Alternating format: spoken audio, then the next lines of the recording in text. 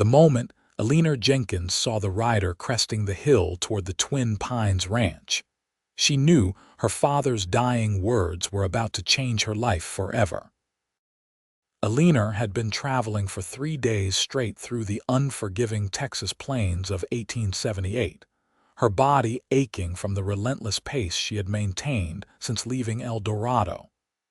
The August heat bore down mercilessly, and her mare was nearly spent, but she could not afford to slow down. Not when a good man's life hung in the balance. Not when her father's last breath had been spent begging her to warn Russell Parker about the trap being laid for him. Her father, Samuel Jenkins, had been a circuit judge known for his fairness and integrity throughout West Texas. But that integrity had cost him everything. 3 weeks ago, he had presided over a case involving the Holloway gang, a ruthless group of outlaws who had been terrorizing smaller ranches and settlements from El Dorado to San Antonio. Her father had sentenced 2 of their members to hang for murder, and the gang's leader, Victor Holloway, had sworn vengeance not only on the judge but on everyone who had testified against his men. Russell Parker had been the primary witness, a rancher who had seen the Holloway gang murder a traveling family on the road near his property. His testimony had been damning and detailed, and it had sealed the fate of the 2 men now buried in El Dorado's Boot Hill Cemetery. Her father had warned Russell to be careful, but none of them had anticipated the depth of Victor Holloway's rage. When the assassin had come for her father 5 nights ago, Samuel Jenkins had been prepared enough to fight back, though not enough to survive. In his final moments, bleeding out in Eleanor's arms in their modest home on the outskirts of El Dorado, he had gripped her hand with surprising strength and told her everything. The Holloway gang was planning an ambush at the Twin Pines ranch. They had already cut off Russell's supply lines and scared away his hired hands. They wanted him isolated and vulnerable before they struck. Her father had learned this from an informant just hours before his death, and now Eleanor was the only person who could warn Russell in time. As she urged her exhausted horse down the slope toward the ranch, Eleanor could see the property spreading out before her.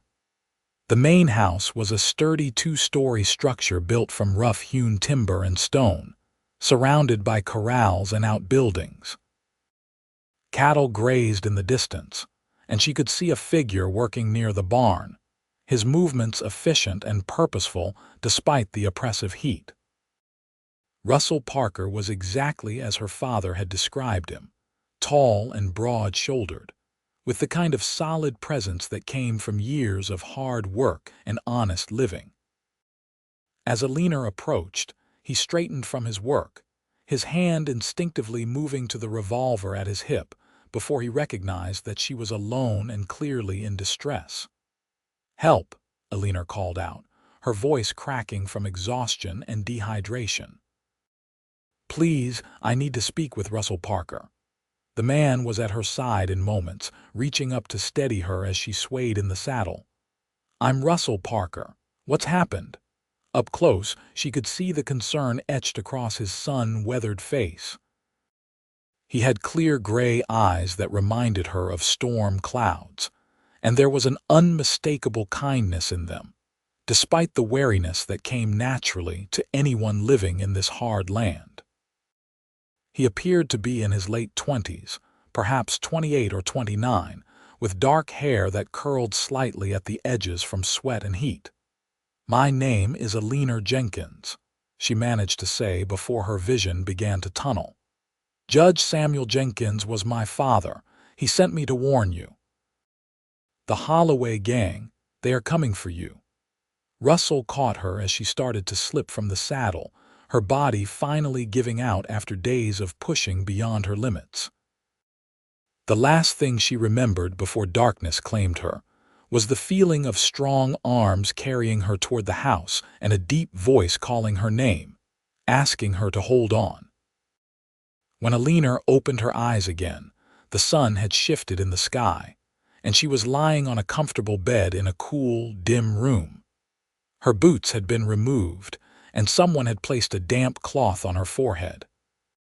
She sat up slowly, wincing at the stiffness in her muscles, and looked around the simply furnished bedroom. Through the window, she could see the ranch yard bathed in the golden light of late afternoon. The door opened, and Russell Parker entered carrying a tray with water, bread, and what looked like cold beef. "You are awake," he said, relief evident in his voice. "I was starting to worry. You have been out for nearly 4 hours. 4 hours." Eleanor struggled to stand, panic flooding through her. "We do not have time. They could be here any moment." "Easy now," Russell said, setting the tray on a small table and moving to support her elbow. "You need to drink some water and eat something, then you can tell me everything you know." Eleanor wanted to argue, but her body betrayed her. She was desperately thirsty and weak from her journey. Reluctantly, she allowed Russell to guide her back to sitting on the edge of the bed and accepted the glass of water he offered. She drank deeply, the cool liquid soothing her parched throat. "Thank you," she said quietly. "I apologize for arriving in such a state. I left El Dorado as soon as my father passed, and I have barely stopped since." Russell's expression softened with sympathy. "I heard about your father. The news reached us 2 days ago. He was a good man, and he did not deserve what happened to him. I am truly sorry for your loss." The genuine compassion in his words nearly broke Eleanor's composure, but she forced herself to stay focused. There would be time to grieve properly later, if they survived what was coming. "My father's last words were about you. He wanted me to warn you that the Holloway gang is planning an ambush here at your ranch. They have been systematically isolating you, driving off your workers and cutting your supply lines. They want you alone and defenseless when they attack." Russell was quiet for a moment, his jaw tightening as he processed this information. "That would explain a lot. 3 of my men quit last week, said they had been offered better wages elsewhere. My usual supply run from town never showed up this month, and the telegraph operator claimed my messages were not going through. I thought it was just bad luck, but you are saying it was all deliberate."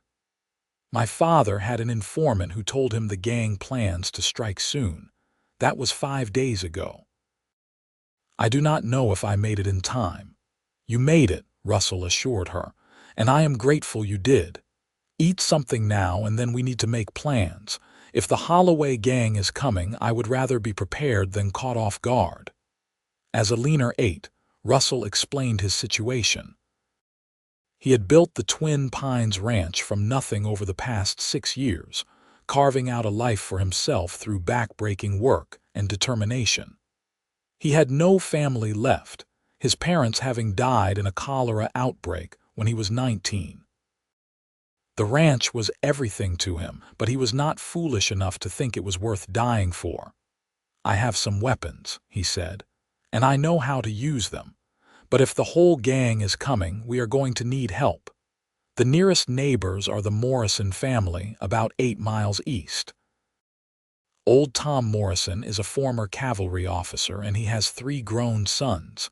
If I can get word to them—" "There is no time," Eleanor interrupted. "Even if you rode there now and they agreed to help, the gang could arrive before you returned.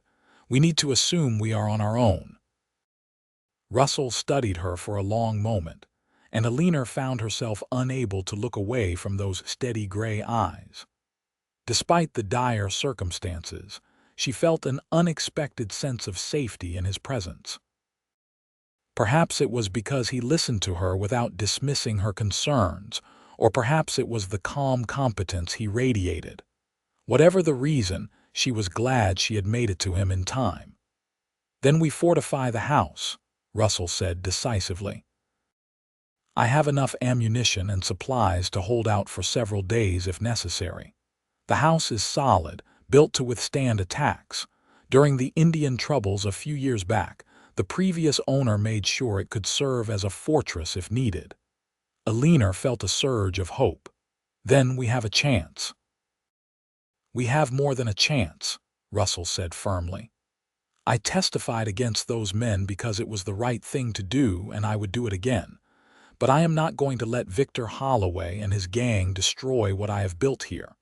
We are going to survive this, Eleanor. I give you my word. The conviction in his voice made her believe him.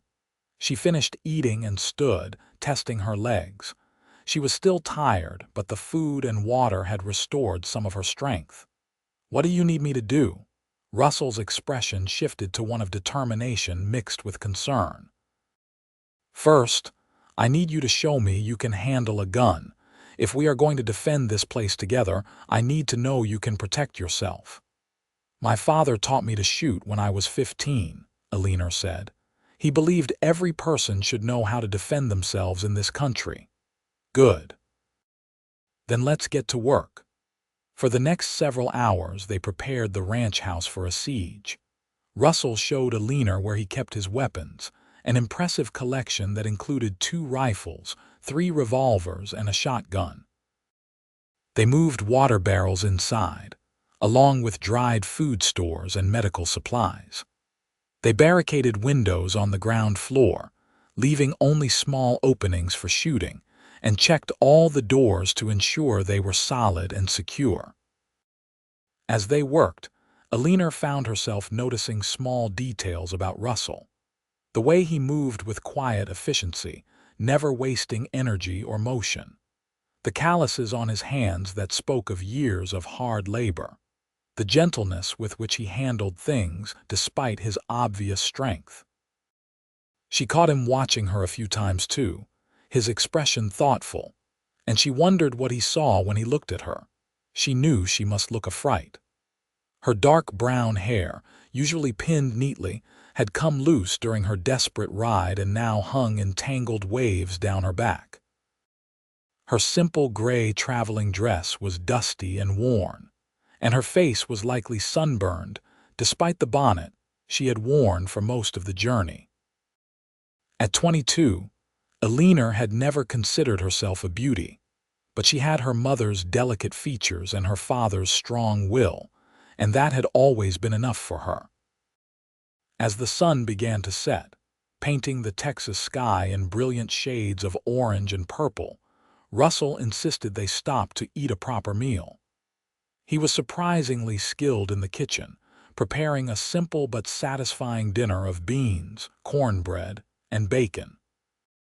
I learned to cook out of necessity, he explained when Eleanor complimented the food. When you live alone, you either learn to cook or you starve. Why did you never marry? The question escaped before Eleanor could stop it, and she immediately felt her cheeks flush with embarrassment.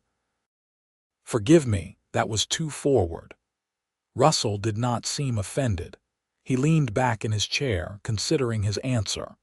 I suppose I have been too focused on building this ranch to think much about marriage, and truthfully, I have not met anyone who wanted to share this kind of life. It is not easy out here. The work is hard, the dangers are real, and the loneliness can be crushing. Most women prefer the relative comfort and safety of town. Not all women, Eleanor said quietly. My mother loved our life, even though we moved constantly while my father rode the circuit. She said that home was not a place, it was the people you loved. She died when I was 16, but I still remember how happy she was, even when things were difficult. Your mother sounds like she was a remarkable woman. She was, and she would have liked you, I think.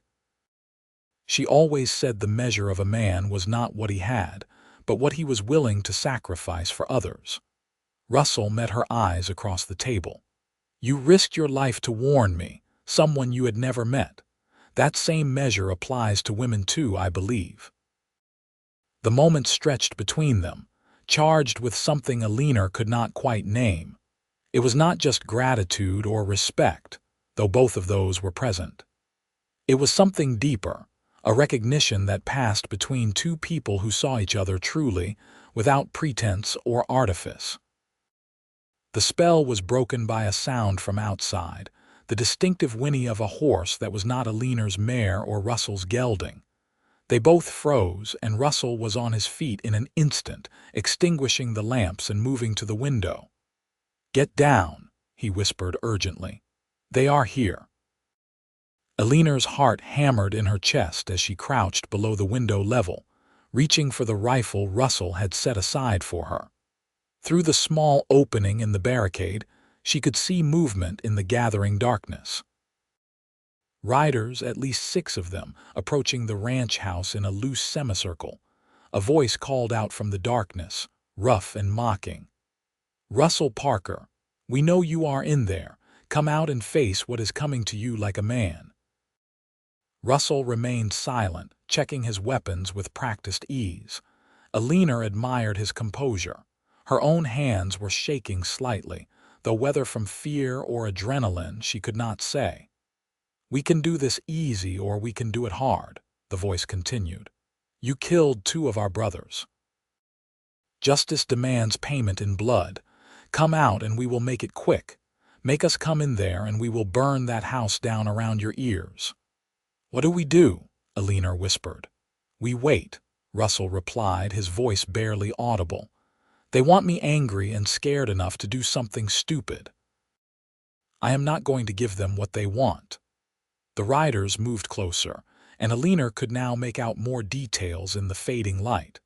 They were rough-looking men, heavily armed and clearly confident in their numbers. One of them separated from the group, riding up to within 50 yards of the house. "I am Victor Holloway," the man announced. "Maybe you have heard of me. I am the one whose brothers you murdered with your lies. I am the one who put a bullet in that sanctimonious judge who sentenced them. And I am the one who is going to make you pay for what you did." Eleanor felt rage surge through her at the casual way Holloway spoke about murdering her father. Her finger tightened on the trigger of her rifle, but Russell's hand closed gently over hers, stopping her. "Not yet," he murmured. "Wait until we can make every shot count." Holloway continued his taunting. "I know you are not alone in there, Parker. We saw the woman arrive earlier. Pretty little thing from what we could tell. Maybe after we are done with you, we will have some fun with her. What do you think, boys?" The other riders laughed, and Eleanor felt sick. She had heard stories about what men like this did to women, and she knew that Russell's death would not be the end of their cruelty. Russell's jaw was tight with controlled fury. "That was a mistake," he said quietly, almost to himself. Then louder, projecting his voice through the opening. "Holloway, you want me, you have got me, but the woman leaves. She has nothing to do with this." "Oh, I think she has everything to do with this," Holloway replied. "She is Samuel Jenkins's daughter, is she not? That makes her part of this. Besides, she rode all this way to warn you. That shows a certain level of care, would you not say? Maybe she is sweet on you, Parker. Would not that be touching? Star-crossed lovers, dying together in flames. People will tell stories about it for years." Eleanor made a decision. She stood up, keeping the rifle at her side but visible, and called out through the window. "My name is Eleanor Jenkins. You murdered my father, Victor Holloway. If you have any courage at all, you will face me woman to man, not hide behind your gang and make threats in the darkness." "Eleanor, what are you doing?" Russell hissed, trying to pull her back down. But Eleanor had learned something from her father. Men like Holloway respected boldness, even if they hated it. She needed to make him see her as a person, not just a target. "My father was the finest man I ever knew. He showed mercy when he could and justice when he could not. He gave your brothers a fair trial, which is more than they gave the family they murdered. If you think killing us will make you feel better about their deaths, you are wrong. It will just prove that you are exactly what he said you were, cowards and killers who prey on the innocent." For a moment, there was silence from outside. Then Holloway laughed, but it sounded forced. "You have got spirit, girl, I will give you that, but spirit will not stop bullets. Last chance, Parker. Come out now or we start shooting." Russell had moved to another window and Eleanor could see him calculating odds and angles. "How many guns do they have on the south side?" he asked her. Eleanor moved carefully to check. "3 that I can see. One has a rifle. And I count 3 on the north. That means they are keeping someone back as a lookout or they are planning to circle around. We need to make them think twice about this.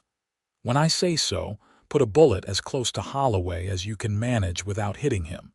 Make him know we can shoot." Eleanor nodded and positioned herself. Her heart was pounding, but her hands were steady now. She had not come all this way to die without a fight. "Now," Russell said. Eleanor aimed carefully and squeezed the trigger. The rifle bucked against her shoulder, and she saw dirt kick up just inches from Holloway's horse. The animal reared, and Holloway fought to control it as Russell fired from his position, putting a round through the hat of one of the other riders. "Next ones go through flesh," Russell shouted. "This house is fortified, and we have enough ammunition and supplies to last a week. Do you have enough patience to wait that long, Holloway? Or are you going to get bored and move on to easier prey?" The gang had scattered at the shooting, taking cover behind whatever they could find. Eleanor could hear them conferring in harsh whispers, debating their next move.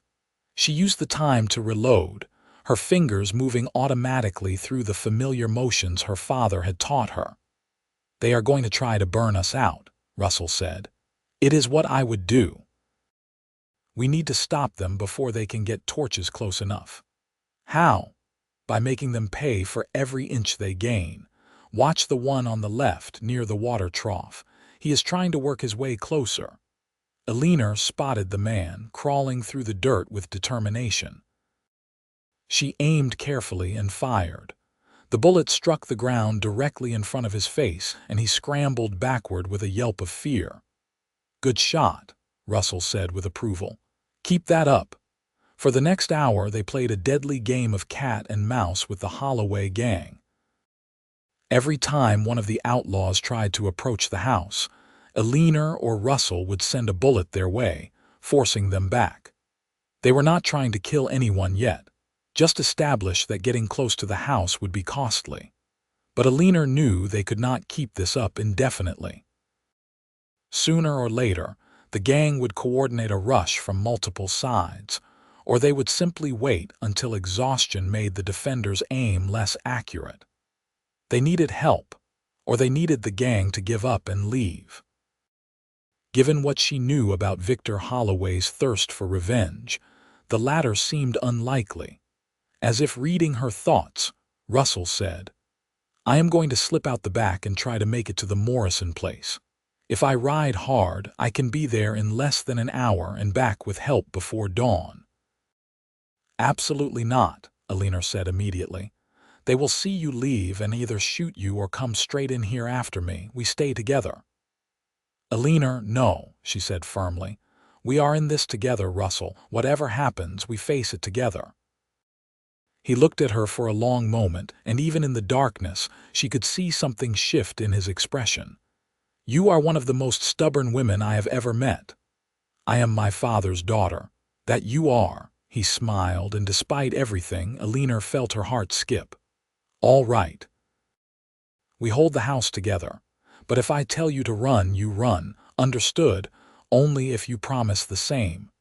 He started to argue, then stopped and shook his head ruefully. "You do not give an inch, do you? Not when it matters." A bullet smashed through one of the upper windows, spraying glass across the floor. The gang was getting bolder, testing their defenses. Russell and Eleanor returned fire, driving the shooters back to cover. "They are probing for weak points," Russell observed. "They will try the back door next, I imagine." He was right. Minutes later, they heard sounds from the rear of the house, the scrape of boots on wood and the creak of someone testing the door. Russell motioned for Eleanor to cover the front while he moved to the kitchen. She heard the boom of his shotgun and a scream of pain, followed by the sounds of men dragging their wounded companion away.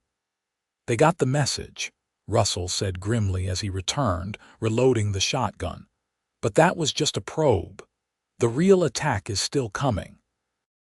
Eleanor checked her ammunition. She still had plenty of bullets, but she was starting to feel the effects of the long day. Her arms ached from holding the rifle, and exhaustion was creeping in at the edges of her awareness. She could not afford to let her guard down, not for a second. "Tell me about your ranch," she said, needing something to keep her alert and focused. "How did you end up here?" Russell glanced at her, understanding what she was doing. "I came to Texas after my parents died. I had nothing left in Missouri, and I heard there was opportunity here for men willing to work hard. I spent 3 years working for other ranchers, learning everything I could about cattle and horses and this land. Then I found this property. It was abandoned, the previous owner having given up after a bad winter. I bought it for next to nothing and spent the next 6 years building it into something I could be proud of." "You should be proud," Eleanor said. "From what I can see, you have created something solid and lasting here." "I hope so. I always thought that someday I would have a family to share it with. Children running around the yard, a woman who loved this land as much as I do. But that feels like a distant dream sometimes." Before Eleanor could respond, a new sound reached them. Horses, many of them, approaching fast from the east. Her heart sank. Had Holloway sent for reinforcements, but Russell's face brightened with hope. "That is the cavalry bugle. The Morrison boys were cavalry. Tom must have heard the shooting and brought his sons." The gang outside had heard it too, and Eleanor could hear their confusion and alarm. Holloway was shouting orders, trying to regroup his men, but it was too late. The new riders swept into the ranch yard, and in the chaos that followed, the Holloway gang broke and ran. Shots were fired, and Eleanor saw at least one gang member fall from his horse before the rest scattered into the night. Tom Morrison himself rode up to the house, a grizzled man in his 50s with a military bearing that age had not diminished. "Russell Parker, you can come out now, son. We have got them on the run." Russell opened the door cautiously, his gun still ready, with Eleanor close behind him. The ranch yard was a mess of churned earth and spent shells, but the immediate danger had passed. 3 of Morrison's sons, all strapping men in their 20s, were securing the perimeter while Tom dismounted. "Tom, I cannot thank you enough," Russell said, shaking the older man's hand. "How did you know to come? We heard the shooting from our place. Sound carries far on nights like this. I figured you were either fighting off rustlers or something worse, so we saddled up and came as fast as we could." Tom's eyes moved to Eleanor, taking in her disheveled appearance and the rifle still in her hands. "Who is your friend?" "This is Eleanor Jenkins, Judge Samuel Jenkins's daughter. She rode from El Dorado to warn me that the Holloway gang was coming. If not for her, I would have been caught completely off guard." Tom's expression sobered. "We heard about the judge. Terrible business. You have my condolences, miss. Your father was a good man." "Thank you," Eleanor said quietly. "And thank you for coming to help us. I do not know what would have happened if you had not arrived when you did." One of Tom's sons approached, leading 2 horses. "Pa, we caught these trying to circle back around. Recognize them." Russell studied the 2 men, both wounded and looking thoroughly defeated. "Those are the ones who tried to come through the back door. The others got away, for now," Tom said. "But we will get word to the marshal in El Dorado. The Holloway gang's days are numbered. They made too much noise tonight, attracted too much attention. Every lawman and rancher in 3 counties will be looking for them now." "Good," Russell said with grim satisfaction. "It is past time someone put an end to their reign of terror." Tom gestured to his sons. "You boys get these 2 trussed up proper and keep watch. I do not think the rest of the gang will be back tonight, but let's not take chances. Russell, you and Miss Jenkins should get some rest. You both look done in." Eleanor wanted to protest that she was fine, but her body chose that moment to betray her. Her legs went weak, and she would have fallen if Russell had not caught her. The adrenaline that had kept her going through the fight was draining away, leaving her shaky and exhausted. "Easy," Russell said softly, his arm steady around her waist. "I've got you." "I am sorry," Eleanor murmured. "I do not usually fall apart like this." "You have nothing to apologize for. You have been through hell the past few days. Come on, let's get you back inside." Tom Morrison watched them go with a knowing smile on his weathered face. "Interesting," he said to his oldest son. "Very interesting indeed." Inside, Russell guided Eleanor to the same bedroom where she had woken earlier. She was embarrassed by her weakness, but too tired to fight it. Russell seemed to sense her reluctance to be fussed over. "You saved my life tonight, Eleanor," he said simply. "Multiple times. Let me take care of you now. It is the least I can do." He brought her water and helped her remove her boots again. "I will be right outside if you need anything." "Tom and his boys will make sure we are safe tonight. Try to sleep." "Russell," Eleanor said as he turned to leave. He stopped, looking back at her. "Thank you for keeping me safe." His expression softened. "Thank you for trusting me enough to come here in the first place. Sleep well, Eleanor."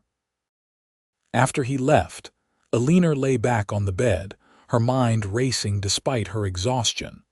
So much had happened in such a short time. Her father's death, the desperate journey to warn Russell, the attack by the Holloway gang, and through it all, the growing awareness of the man who had welcomed her into his home and fought by her side without hesitation. She had known Russell Parker for less than a day, but already he occupied a space in her thoughts that felt both thrilling and terrifying.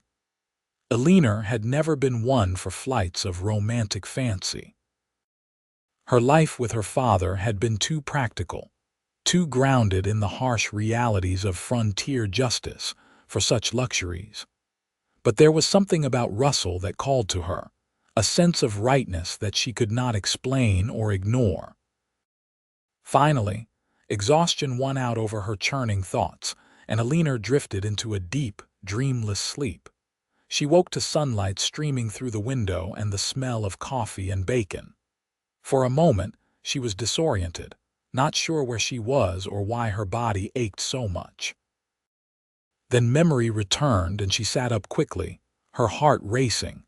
The sounds from outside were peaceful, not at all what she had expected. She could hear men talking and laughing, horses nickering, the normal sounds of a working ranch. Eleanor found her boots and pulled them on, then attempted to do something with her tangled hair. She managed to plait it into a rough braid, wishing desperately for a bath and clean clothes. When she emerged from the bedroom, she found Russell and Tom Morrison sitting at the kitchen table, drinking coffee and discussing the events of the night before. Both men stood when they saw her. "Miss Jenkins," Tom said warmly, "I hope you rested well. Russell here was just telling me about your warning and your journey from El Dorado. That was a brave thing you did." "It was what my father would have wanted," Eleanor said. "He spent his life fighting for justice. I could not let his last effort be in vain." Russell poured her a cup of coffee and pulled out a chair. "Sit down. Breakfast is almost ready." As they ate, Tom explained that he had sent one of his sons to El Dorado at first light to fetch the marshal and inform him of the situation. The two captured gang members were being held in Russell's barn under guard. The rest of the Holloway gang was still at large, but Tom was confident they would not return. "They know now that you are not alone and defenseless," Tom said. "Outlaws like that prefer easy targets. They will move on to someplace where the pickings are safer." "I hope you are right," Russell said, though he did not sound entirely convinced. "But I will not feel secure until Victor Holloway himself is either behind bars or in the ground." Eleanor shivered at the venom in his voice, but she understood it. Holloway had murdered her father and tried to kill Russell. He deserved whatever justice found him. After breakfast, Tom and his sons prepared to leave. The captured gang members would be transported to El Dorado under guard, and Tom promised to send word as soon as the marshal arrived and took charge of the situation.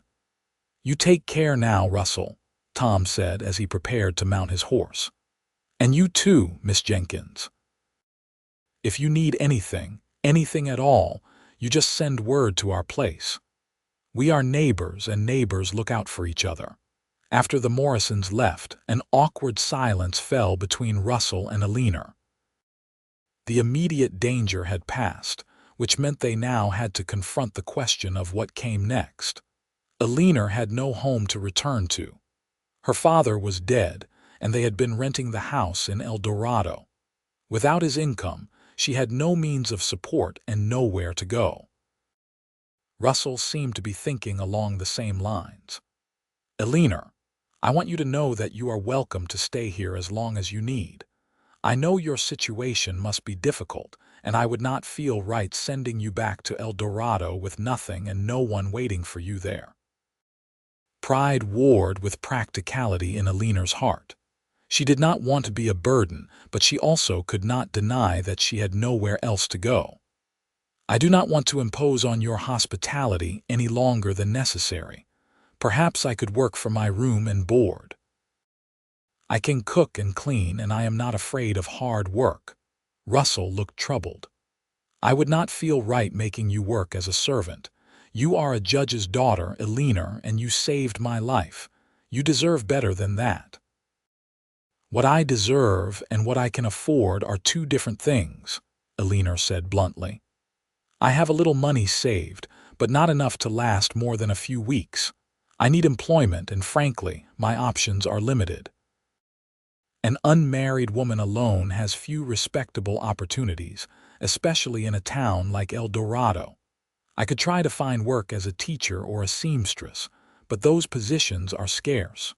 Or—" She trailed off, not wanting to voice the other options available to desperate women. Russell's jaw tightened. "You are not going to end up in one of those places. I will not allow it. You may not have a choice. You cannot support me out of charity indefinitely." "Why not? I have the means, and you certainly have earned it." Eleanor shook her head. "That is not how I want to live, dependent on someone's goodwill. I need to support myself, Russell. It is a matter of dignity."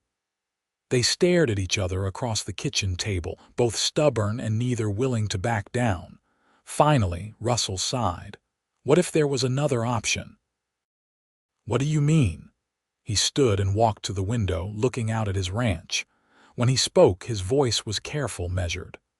"Last night, I told you that I had always hoped to have a family someday, someone to share this life with. I meant that, Eleanor. I have spent 6 years building this ranch, but it has always felt incomplete, like I was creating something for someone who did not exist yet." Eleanor's heart began to pound. "Russell, what are you saying?" He turned to face her, and the vulnerability in his expression took her breath away. "I am saying that I know we have only known each other for a day. I know this is probably crazy, and you have every right to tell me to mind my own business. But from the moment you rode into my ranch, willing to risk everything to warn me, I felt something I have never felt before. You are brave and smart and stubborn as a mule, and you do not back down when things get hard. You stood beside me last night and fought like you had been doing it your whole life. And when I caught you before you fell, it felt like the most natural thing in the world to have you in my arms." Eleanor could barely breathe. "Russell, let me finish," he said, moving closer. "I am not asking you to love me. I know that takes time, and I know you are grieving your father, but I am asking you to consider the possibility. Stay here, not as my employee and not as my guest, but as my wife. Give me a chance to earn your affection. Let me take care of you the way you deserve to be cared for, and maybe, if I am very lucky, you will come to care for me too." Eleanor stared at him, her mind reeling. Marriage. He was proposing marriage after knowing her for less than 24 hours. It was insane, impulsive, and completely impractical. Everything she had been taught about propriety and courtship said she should refuse. But when she looked at Russell Parker, at the hope and fear warring in his gray eyes, Eleanor felt something shift inside her. He was right. She had felt it too, that inexplicable connection that had formed between them in the midst of danger and fear. It was not love, not yet, but it was the promise of love, the seed from which something lasting could grow. And what were her other options, really? Return to El Dorado alone and destitute. Try to make a life for herself with no family, no resources, and no prospects. Or take a chance on this good, honest man who was offering her not just security, but the possibility of something more. "I need to be honest with you," Eleanor said slowly. "I do care for you, Russell, more than I probably should after such a short time. When I was riding here, all I could think about was warning you in time, keeping you safe. And last night, fighting beside you, I felt like I was exactly where I was supposed to be, but I am also scared. My father's marriage to my mother was a love match, and watching them together set a very high standard for what I want from a husband. I do not want to marry just for security or convenience. I want what they had." "So do I," Russell said fervently. "I am not asking you to settle, Eleanor. I am asking you to take a chance. Give me time to court you properly, to show you what kind of husband I can be. If you decide you do not want me, I will help you get established elsewhere, no strings attached. But at least give us a chance." Eleanor took a deep breath. Everything in her practical, rational mind said this was moving too fast. But her heart, the part of her that had ridden 3 days through dangerous territory to save a man she had never met, that part was singing. "Yes," she heard herself say. "Yes, I will marry you." The joy that transformed Russell's face made her decision feel absolutely right. He crossed the distance between them in 2 strides and took her hands in his. "You will not regret this, Eleanor. I swear to you, I will spend every day trying to make you happy." "I believe you," she said softly. And she did. They were married 3 days later in El Dorado, with Tom Morrison and his family serving as witnesses. Eleanor wore a simple blue dress that had belonged to Tom's late wife, altered to fit her by Tom's daughter-in-law. It was not the wedding she had once imagined for herself. But as she stood beside Russell in the small church and listened to him pledge his life to her, Eleanor felt a profound sense of rightness. Marshal Davis had arrived the day after the attack on the ranch and taken charge of the 2 prisoners. He had also brought news. Victor Holloway and the remaining members of his gang had been tracked to a hideout near San Antonio and killed in a shootout with the Rangers. The threat that had brought Eleanor and Russell together was ended. After the brief ceremony, they returned to the Twin Pines Ranch as husband and wife. Eleanor was nervous, unsure of what Russell would expect from her. They had agreed to marry quickly, but they had not discussed the more intimate aspects of their relationship. She need not have worried. Russell was patient and gentle, giving her time to adjust to her new circumstances. The first weeks of their marriage were a period of adjustment and discovery. Eleanor learned the rhythms of ranch life, rising early to help with chores and cooking. Russell proved to be a considerate husband, always asking her opinion and treating her as a partner rather than property. He hired back some workers to help with the ranch, men whose loyalty had been tested and proven during the troubles with the Holloway gang. Slowly, carefully, Eleanor and Russell built their relationship. They talked for hours in the evenings, sharing stories of their pasts and dreams for their futures. Russell taught her to ride properly, not the desperate flight she had made to warn him, but the easy confidence of someone who belonged on horseback. Eleanor taught him to appreciate books and music, reading aloud to him after dinner and singing the songs her mother had taught her. The physical side of their marriage developed naturally, growing from tentative touches and soft kisses into something deeper and more passionate. Russell was always careful with her, making sure she felt safe and cherished. The first time they truly came together as husband and wife, Eleanor wept afterward, overwhelmed by the intimacy and vulnerability of the act. "Did I hurt you?" Russell asked, alarmed. "No," Eleanor assured him through her tears. "It is just that I did not expect it to feel like this. So right. So perfect." He held her close, pressing kisses to her hair. "I love you, Eleanor. I think I have loved you since you nearly fell off your horse into my arms." "I love you too," she whispered back, finally ready to admit the truth she had been feeling for weeks. "I love you so much it scares me sometimes." "Do not be scared," Russell murmured. "We have our whole lives ahead of us." The seasons changed and their love deepened. Eleanor discovered that she had a natural talent for managing the ranch's finances, keeping meticulous records that helped Russell make informed decisions about his stock and investments. Under their joint management, the Twin Pines Ranch began to prosper in ways it never had before. They made friends among their neighbors, becoming known as a formidable team. Eleanor's quick mind and Russell's steady strength complemented each other perfectly. When disputes arose with other ranchers or problems developed with suppliers, they worked together to find solutions. The community came to respect Eleanor not just as Russell's wife, but as a capable woman in her own right. A year after their marriage, Eleanor discovered she was pregnant. The news filled her with joy and terror in equal measure. Her own mother had died from complications after a miscarriage, and Eleanor could not help but fear that history might repeat itself. Russell was overjoyed but also worried, insisting that they bring in a doctor from San Antonio to supervise her pregnancy. Dr. Margaret Walsh, one of the few female physicians in Texas, arrived at the ranch in Eleanor's third month.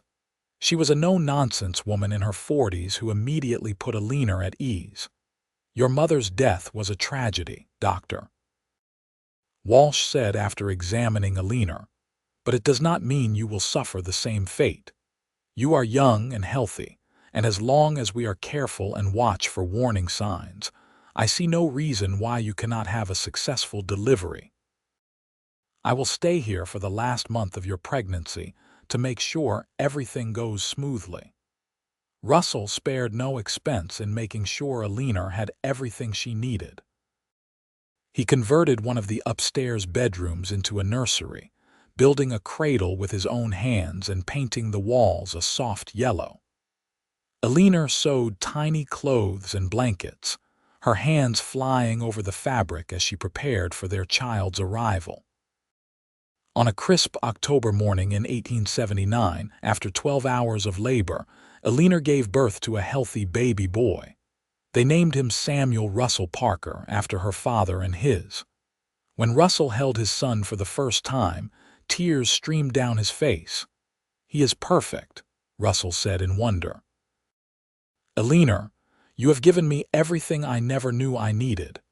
"We gave each other everything," Eleanor corrected gently, exhausted but happy. "That is how love works." Little Samuel was a content baby, hardly crying and sleeping through the night by 2 months. Russell was a devoted father, insisting on taking turns with nighttime feedings and changing diapers, despite the raised eyebrows of some of their more traditional neighbors. Eleanor loved watching him with their son, seeing the gentleness and patience he brought to fatherhood. When Samuel was 6 months old, Eleanor's worst fear nearly came true.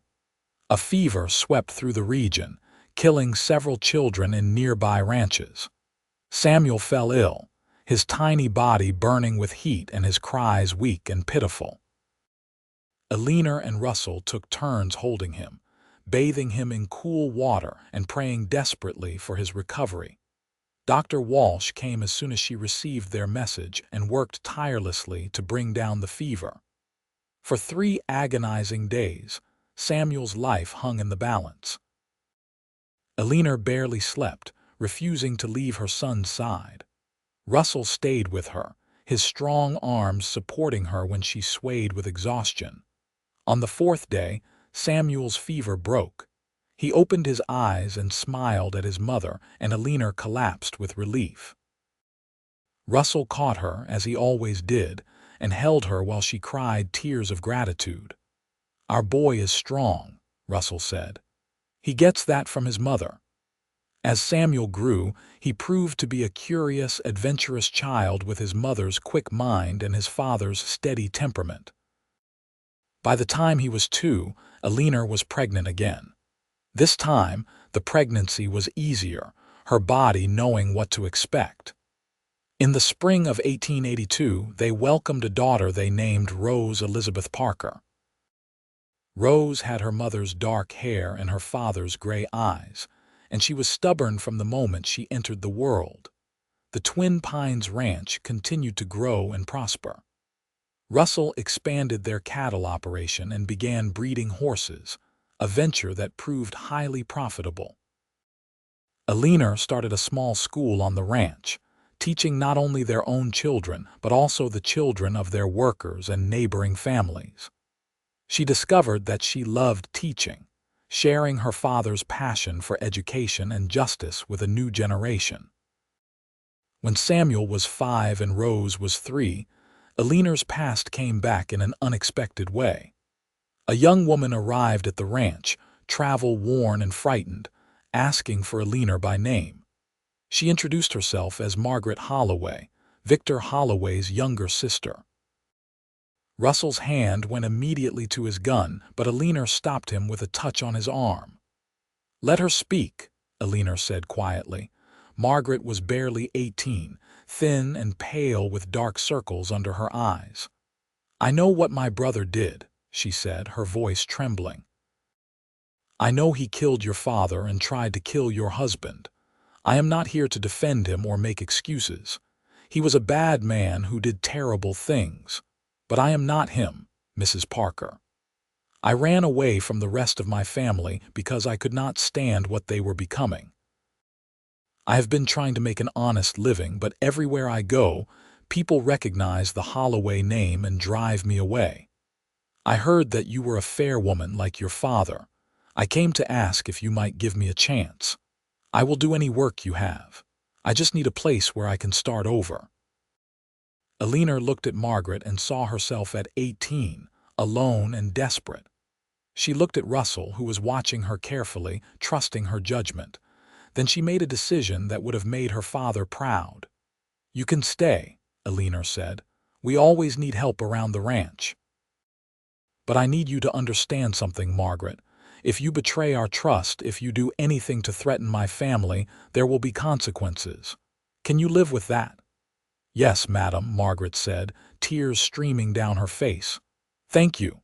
You will not regret this, I promise." Margaret proved to be a diligent worker and a gentle presence around the children. Over time, she became part of the household, earning the trust and affection of everyone on the ranch.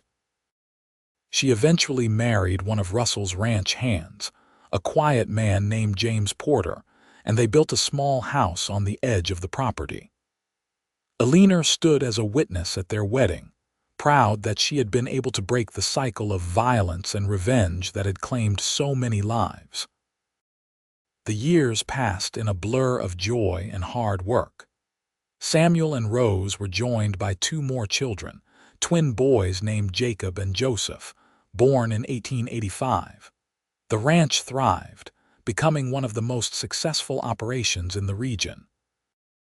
Russell and Eleanor's partnership, both in business and in love, became legendary among their neighbors.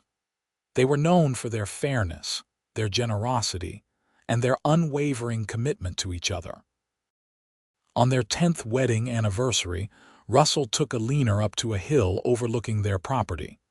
They sat together watching the sunset, their hands intertwined. "You ever regret it?" Russell asked. "Marrying me so quickly, staying here instead of going back to the city?" Eleanor looked at him, at the man who had kept her safe when danger threatened, who had loved her patiently and completely, who had built a life with her that exceeded her wildest dreams. "Not for a single moment," she said. "You gave me everything I never knew I needed." "Funny," Russell said with a smile. "That is exactly what you gave me." He pulled her close, and they watched the sun sink below the horizon, painting the Texas sky in brilliant shades of gold and crimson. In the valley below, they could see their house, smoke rising from the chimney, lights glowing in the windows. Their children were down there, probably getting ready for bed, and Margaret and James were likely finishing the evening chores. It was a life built on trust and courage, on the decision to take a chance on love even when it seemed crazy and impulsive. Eleanor leaned her head on Russell's shoulder, contentment settling over her like a warm blanket. She thought about the desperate ride that had brought her to this ranch, fleeing danger and carrying a warning. She had come to save Russell's life, but in doing so, she had saved her own. He had kept her close and safe, but she had done the same for him. That was what love meant, she realized. Not just protection or passion, but partnership. Two people choosing to face the world together, whatever challenges came their way. "What are you thinking about?" Russell asked softly. "I am thinking about how lucky we are," Eleanor replied, "and how much I love you." "I love you too," Russell said. "Always have, always will." They sat together as the stars began to emerge, countless points of light in the darkening sky. The night held no fear for them now. They had faced danger together and emerged stronger. They had built something lasting and real, a legacy that would continue long after they were gone. Below them, in the house that had become a home, their children slept safely. The ranch that Russell had built alone was now a thriving family enterprise, a place of hope and new beginnings. And it had all started with a desperate woman on an exhausted horse, riding to warn a man she had never met. As they finally made their way back down the hill, walking slowly in the comfortable silence of long familiarity, Eleanor felt a profound sense of gratitude. Life in the Texas plains of 1878 had been hard and often dangerous, but it had brought her to exactly where she was meant to be. In Russell's arms, in this life they had built together, she had found her home. The years continued to pass, bringing new joys and challenges. Samuel grew into a fine young man, tall and serious like his father, but with his mother's love of books and learning. He eventually went east to study law, carrying on his grandfather's legacy in a different way. Rose became a teacher like her mother, taking over the ranch school and expanding it to serve children from miles around. The twins, Jacob and Joseph, were inseparable and shared their father's passion for ranching, learning everything Russell could teach them about managing cattle and horses. Russell and Eleanor aged gracefully together, their hair turning silver but their love remaining as strong as ever. They sat on the porch in the evenings, watching their grandchildren play in the yard where they had once fought off the Holloway gang. The ranch had grown into a small empire, but it remained a family operation, built on the values they had instilled in their children. On the 50th anniversary of the day Eleanor had ridden into the Twin Pines Ranch, their children and grandchildren organized a celebration. The entire community came, 3 generations of families whose lives had been touched by Russell and Eleanor's kindness and leadership. There were speeches and laughter, music and dancing, and through it all, Russell and Eleanor sat hand in hand, marveling at the life they had built. As the party wound down and the last guests departed, Eleanor and Russell found themselves alone on the porch once more, watching the stars emerge in the familiar Texas sky. They were both in their 70s now, their bodies bearing the marks of decades of hard work and good living. But when Russell looked at Eleanor, He still saw the brave young woman who had ridden into his life with a warning and a fierce determination to do what was right. 50 years, Russell said wonderingly. It feels like both a lifetime and no time at all. I know what you mean, Eleanor replied, her voice still strong despite her age. Sometimes I can still feel that exhaustion from my ride to warn you, the fear that I would not make it in time. And then I look around at everything we have built, everyone we have loved, and I can hardly believe it all came from that one desperate journey. You saved my life that day, Russell said, as he had said countless times over the years. And you saved mine, Eleanor responded, as she always did. We saved each other, Russell. That is what love does. They sat in comfortable silence for a while, listening to the night sounds of the ranch. Finally, Russell spoke again, his voice thick with emotion. I want you to know that I have never taken a single day with you for granted. Every morning I wake up next to you is a gift. You made my life everything I hoped it could be and more than I ever imagined possible. Eleanor turned to him, tears glistening in her eyes. You gave me a home when I had lost everything. You gave me love when I was alone. You gave me children and grandchildren, a purpose and a place in this world. I could not have asked for a better husband or a better life. Russell leaned over and kissed her, a soft, sweet kiss that held 50 years of love and devotion. Here is to 50 more, he said with a smile. At least, Eleanor agreed. They did not get 50 more years, of course. Life was not a fairy tale, and even the strongest bodies eventually wear out. But they got 17 more good years together, years filled with the joy of watching their family continue to grow and thrive. They got to see Samuel become a respected judge like his grandfather, to watch Rose's school expand into a proper academy that drew students from across the state. They got to teach the twins everything they knew about ranching and watch them take over the daily operations of the Twin Pines. When Russell passed away peacefully in his sleep at the age of 86, Eleanor held his hand and whispered words of love until his last breath. She mourned him deeply, but not hopelessly, knowing that they had been blessed with a love that most people only dreamed of. She lived another 3 years, spending her time with her children and grandchildren, writing down the story of how she and Russell had met and fallen in love so that future generations would know. On a warm spring evening, as the wildflowers bloomed across the Texas plains, Eleanor passed away in her sleep with a smile on her face. Her children found her the next morning, peaceful and serene, and they knew without doubt that she had gone to join Russell. They buried her beside him on the hill overlooking the ranch, under a simple stone that read, Eleanor Jenkins Parker, 1856-1898. Beloved wife, mother, and friend. She rode through danger to save a life and found her home. The Twin Pines Ranch continued to thrive for generations, remaining in the Parker family and growing into one of the most successful ranches in Texas. But more than the land or the cattle or the buildings, Russell and Eleanor's true legacy was the love they had shown each other and shared with everyone around them. They had proved that even in the hardest of times, even in the dangerous days of the Wild West, love could flourish. All it took was courage, trust, and the willingness to take a chance on something that seemed impossible. And it all began with a desperate woman on an exhausted horse, riding to warn a rancher of danger, never knowing that she was riding toward her destiny and the love of a lifetime.